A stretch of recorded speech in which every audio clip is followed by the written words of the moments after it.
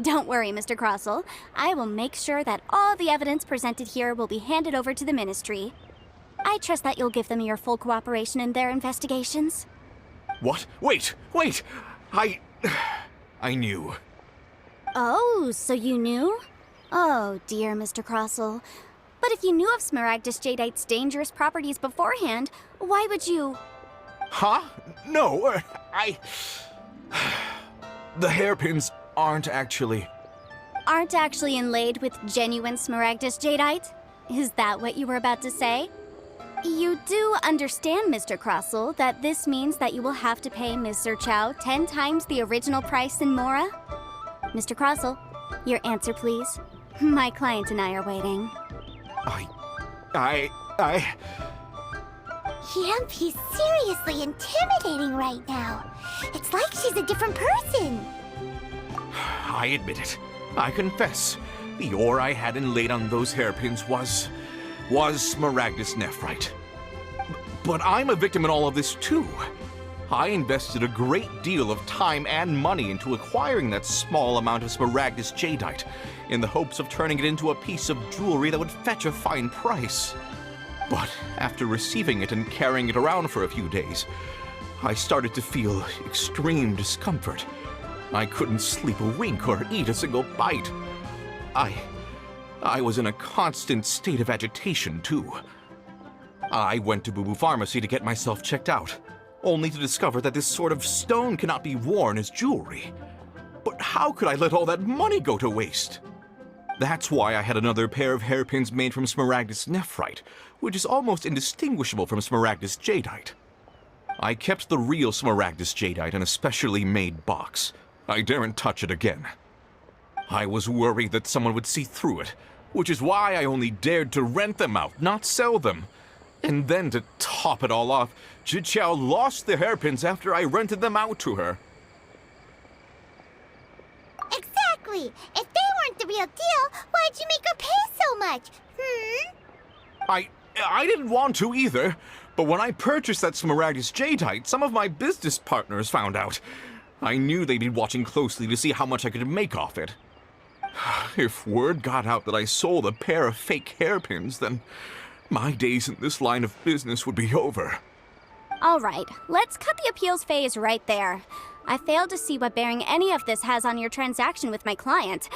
According to the contract, you must pay Mr. Chow 10 times the original price in Mora, and that is final. 10 times?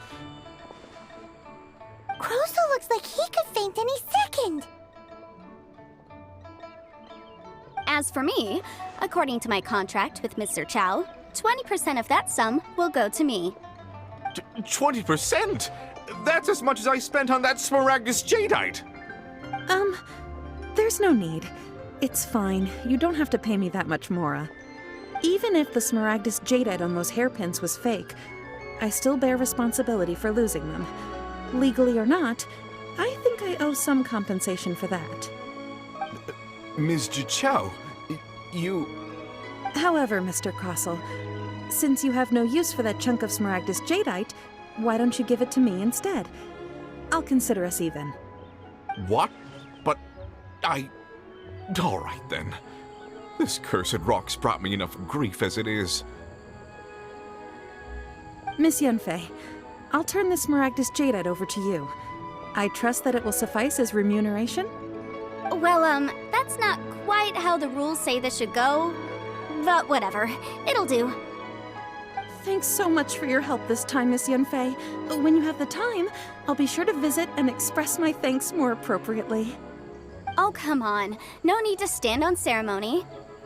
Now, if I may confirm this again, Mr. Chow, have you and Mr. Crossell come to an understanding? Well, yes, I believe we have. Well then, that's good. Mr. Crossell, it seems that my client has no further claims against you. Is that so? That's good. That's good. Actually, Mr. Crossell, I'd like to talk business for a second, if I may. I could see from the hairpins you produce that you're very skilled in jewelry design. My family, on the other hand, works in the ore business, and we have a fair stock of fine ores. If we could join forces, Your jewelry designs and our choice ores. I think we could do some fine business between us. Let me think for a moment.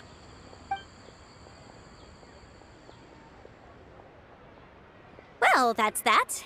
And we've got the Smaragdus Jadeite that Granny wants too. All's well that ends well, eh? Exactly. Usually when someone tells us they've lost something, we end up searching all over the place for it. But this time, you managed to solve the problem with just a big stack of documents. Even though the solution didn't involve actually finding the hairpins. The right solution depends on your perspective on the problem. The objective of my client, Mr. Chow, was to reduce her liability to pay compensation. So, rather than looking high and low for some hairpins, proving that the rented item was nowhere near worth what the vendor had claimed it to be was the more efficient solution. An Adeptus. Speaking of, you took part in that battle, didn't you? In which case, you would have heard what Granny said. Liyue Harbor is now a city ruled by humans. The title of Adeptus means precious little to me compared to my job as a legal advisor. In any case, don't you think that the Liyue Harbor of today needs legal consultancy far more than it needs adeptal powers? Paimon can think of someone who would definitely disagree with your reasoning. Well, since we got what we came for, it's time to pay Granny a visit. I bet she's been on tenterhooks for a while now.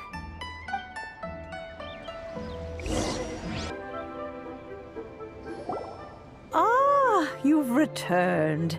How did it go? Were you able to find the Smaragdus Jadeite? Good, good. Then we have all the materials we need. Well, if we're all set, Granny, I'll get going now. Got a ton of clients waiting for me back at the office. Oh, you. All right, then. Go see to your business. Granny should be able to handle the rest. I'm off then. Bye! Oh yes, Traveler. Make sure you don't lose the business card I gave you. I've been looking into the laws of other nations as well. If you should ever bump into any trouble with the law, come find me directly. Regulars get discounts too. Come now, child. Are you leaving or are you not? If you have no wish to leave, perhaps you'd like to help me clean my teapot, hmm? I'm leaving! I'm leaving! That child. Goodness knows where she learned to be so rambunctious. Her father was hardly so riotous or fond of talking nonsense back in the day when he stood beside Rex Lapis. Indeed she is. Liyue has changed, and the Adepti must also learn to change. Yanfei might be overly garrulous, but she is also the most intimately acquainted with the city among us all. Liyue is not the same place I once knew. All right, then. Let us speak of this no more. Back on topic. I believe that I still owe you a little gift. Oh, Paimon's so excited! How is it made? It is but a single teapot. It shan't take long at all. Just wait here for a moment.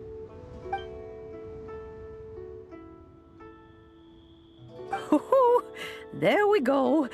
This Serenity Pot is all yours now. Hold it firmly. If you were to drop it, oh goodness, who knows what might happen. Take these blueprints with you as well. You'll need them if you wish to make your teapot a little more lively inside. Wait a minute, Granny! How exactly are we supposed to use this teapot? Oh, you needn't worry about that. I've already arranged for a certain little helper to await you within this teapot.